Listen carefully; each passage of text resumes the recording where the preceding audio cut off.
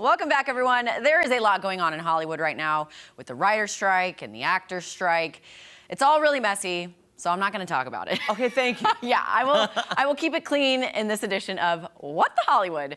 It has been a hot minute, Jeremy, since we've discussed Vanderpump Rules, and I know you were just distraught over the lack of VPR news. But lo and behold, I've got some new tea to spill about one Raquel Levis. Now, first off, she is no longer going by Raquel. She is going by her birth name of Rachel. If you have been following Scandival at all, then you know everyone on the show began referring to Raquel as Rachel once her affair with Tom Sandoval got out to the public. It was a months-long affair. It was crazy. Well, after months of therapy, the reality star is taking her power back and going by her government-given name of Rachel. She will also be a part of the new season of Vanderpump Rules due to an existing contract. There was a lot of rumors going around that, will she return? No one wants to film with her. But multiple sources with direct knowledge told TMZ Bravo has a contract with Rachel, which binds her to season 11 of Vanderpump Rules. Yay! I don't know about that. So this season should be interesting given nobody wants to film with her or Tom Sandoval, except for Tom Schwartz. Okay, I have so many questions and things Let's to say. go. So I did find out, because I had to Google at one point months ago, they started calling her Rachel because of her restraining order. Yes. So, sorry, you okay? My IFB. Sorry, guys. I'm sorry, if you need help, let me know. Because when she filed the restraining order against Sheena, she had to put her real name Rachel. Yeah. And then people started calling her Rachel, and I was like, oh, that's why. Yeah. But I still want to call Lala Lauren. I know, right? I didn't even know that was her name, was Lala. Her name, yeah, and I still want to call Jax Taylor by his real name. What's his real name now? I forgot. Anyway. Is it? Anywho. Okay. But I'll say this, I don't understand because there were questions if she was coming back or not. I want to see this contract to see what it says. I know. Like, how do they bind her? I'm sure now that she's out of therapy, she's been out for about a week now. I'm sure they're probably going to cover it. They have to, because there was so much. Well, I hope she gets more money because she deserves it for all the mental stress she's been going through. But she kind of did it to herself. No, I know this. And I'm not defending. I don't want that to say, but I'm just saying these are real people. Yeah. And I don't want anything bad to happen because when that much stress is happening, mental health is important. Very. And people went after her hard. Yeah. Well, and that's why I think she's been in therapy for so long since Scandival broke. So. And I did see shots of them all filming like at Tom Tom or Sir or something. So I'm like, I'm wondering what. Now, but it was just Tom Schwartz with Tom Sandoval. No, there was another clip of them all walking into, I think it was Sir. Oh. Or maybe it's Tom, but there's also a clip of Tom crying, Tom Sandoval. Yeah. I'm like, what is he doing? Cry all you want, dude. I have zero pity for you. And again, I've not been following it closely, but I just remember seeing things. I'm like, what is happening? Yeah. Well, we'll see. We'll Season see. 11, they're filming. Okay, on to some other scandalous news. Ariana Grande. She was photographed at Wimbledon this weekend. Sans her husband. What? And her wedding ring. Wedding ring for Miss Grande.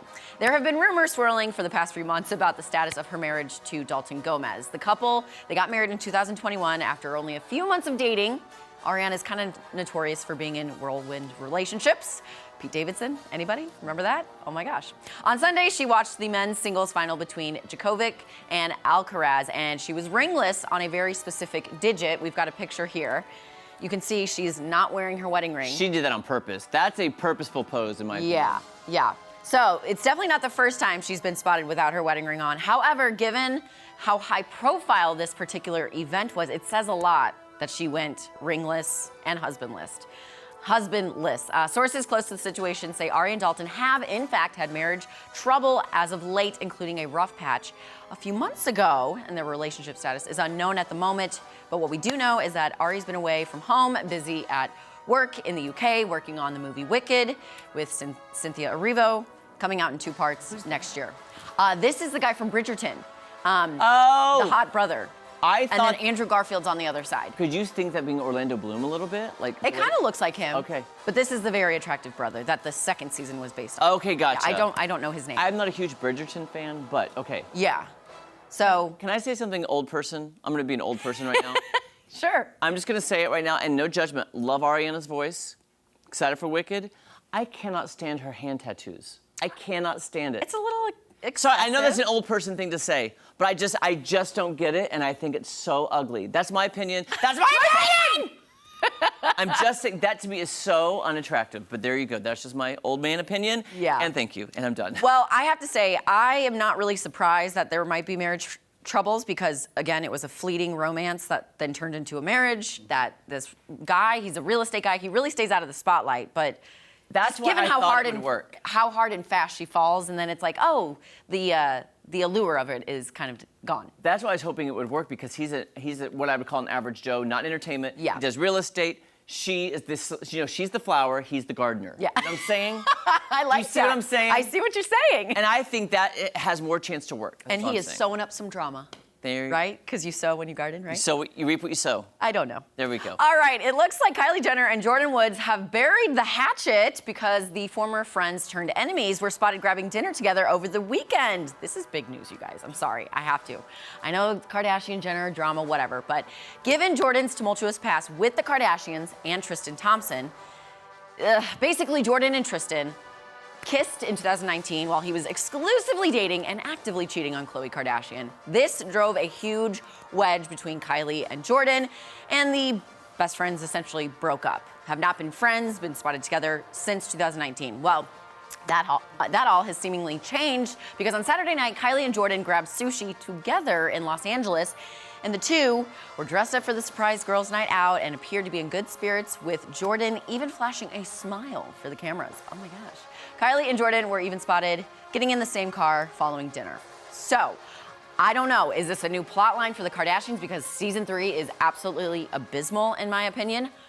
I think so. Kris Jenner was like, we need drama. Jordyn, get back in the picture. Here's my new thing. I'm just going to have old man comments by Jeremy. Old man Ready? comments by Another Jeremy. old man comment. Old man comments by Jeremy Rabe. E-I-E-I-O.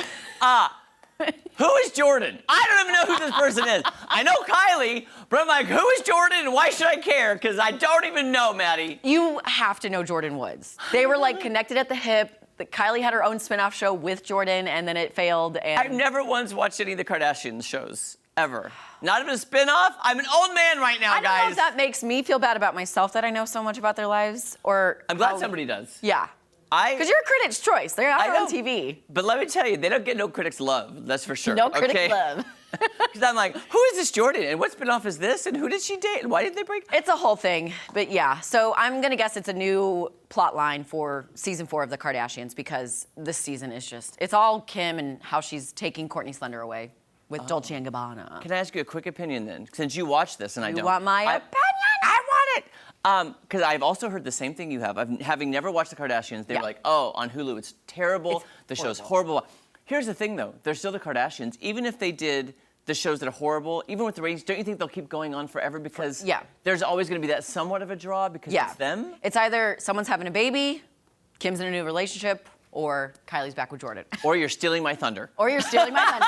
Exactly. That is insane to me. Even because the ratings Kourtney's could be pregnant, bad. so yeah, that's gonna be a whole plot line. Kardashian news. Goodness I'm gracious. sorry that I brought this into the What the Hollywood. But anyways. Well, hey, coming tomorrow, new segment called Jeremy the Old Man. All right, coming up, we have a new game called Hollywood Heritage. Keeping with our Hollywood trend. Yes. There we go. I'm sorry if I'm old. What the Hollywood? I don't even, I have to say.